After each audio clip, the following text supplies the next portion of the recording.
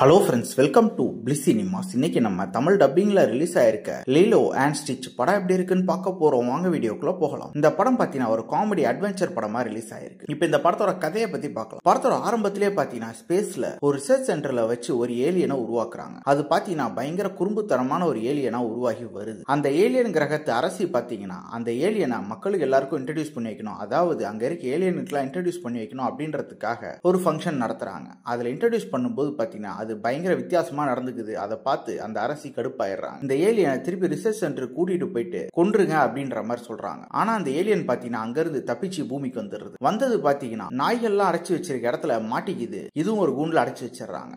அப்பதான் நம்ம ஹீரோயின் அங்க நாய் வாங்க வராங்க. வந்தவங்க இதுதான் வேணும் அப்படின்ட்டு இந்த ஏலியனை கூட்டிட்டு போறாங்க. கூட்டிட்டு போன அப்புறம் பாத்தீங்கன்னா மேல இருந்து அந்த அரசி 2 ஏலியன் அனுப்பிச்சு அந்த ஏலியன் எப்படியா புடிச்சிட்டு வான்ட்டு அனுப்புறாங்க. அதுக்கப்புறம் இந்த படத்துல என்னென்ன சுவாரஸ்யமான சம்பவங்கள் நடக்குது அப்படின்றது தான் இந்த படத்தோட மொத்த கதையே. இப்ப இந்த படத்தோட பாசிட்டிவ் ஐடியா பத்தி பார்க்கலாம். பாசிட்டிவ், தமிழ் டப்பிங் ரொம்ப நீட்டா லிப்சிங் கூட பண்ணி கொடுத்திருக்காங்க. ஸ்டோரி பிளாட் வைஸ் பார்க்கும்போது பாத்தீங்கன்னா ஒரு இன்ட்ரெஸ்டிங்கான ஸ்டோரி பிளாட் தான். அதை முடிஞ்ச அளவு நீட்டா பிரசன்டும் பண்ணிருக்காங்க. பெர்ஃபார்மன்ஸ் வைஸ் பார்க்கும்போது படத்துல எல்லாருமே நீட்டான பெர்ஃபார்மன்ஸே கொடுத்திருக்காங்கன்னு சொல்லலாம். படத்துல அந்த ஏலியன் பண்ற விஷயங்கள்லாம் பல இது சூப்பரா இருக்குன்னு சொல்லலாம். படத்துல இருக்க காமெடி போர்ஷன்ஸ்லாம் ரொம்ப நீட்டாவே ஒர்க் அவுட் ஆயிருக்கு. அதே மாதிரி அந்த ஏலியன்ஸ் 2 இந்த ஏலியனை பிடிக்கிறதுக்காக வரது, அந்த மாதிரி போர்ஷனும் பார்க்கறதுக்கு நல்லாவே இருக்கு. டெக்னிக்கல் ஆஸ்பெக்ட்ஸ்லயும் படம் சவுண்டாவே இருக்கு. சினிமோட்டோகிராஃபி, சவுண்ட் எஃபெக்ட்ஸ், பிஜிஎம் எல்லாமே அல்டிமேட்டா பண்ணி கொடுத்திருக்காங்க. ஸ்கிரீன் பிளேஸ் பார்த்தீங்கன்னா கண்டிப்பா இந்த படம் ஒரு நல்ல ஒரு ஸ்கிரீன் பிளே எழுதி எடுத்திருக்காங்க. பெருசா நம்மள எங்கேயுமே போர் அடிக்கல. நமக்கு பெரியவங்களா உட்காந்து பார்க்கும்போது பிரிடிக்டபிளா இருந்தாலும் குழந்தைங்க கண்டிப்பா ரொம்ப சூப்பராக என்ஜாய் பண்ணுவாங்க. ஸோ ட்ரை பண்ணி பாருங்க. இன்னொரு வீடியோல சந்திக்கலாம். தேங்க்யூ.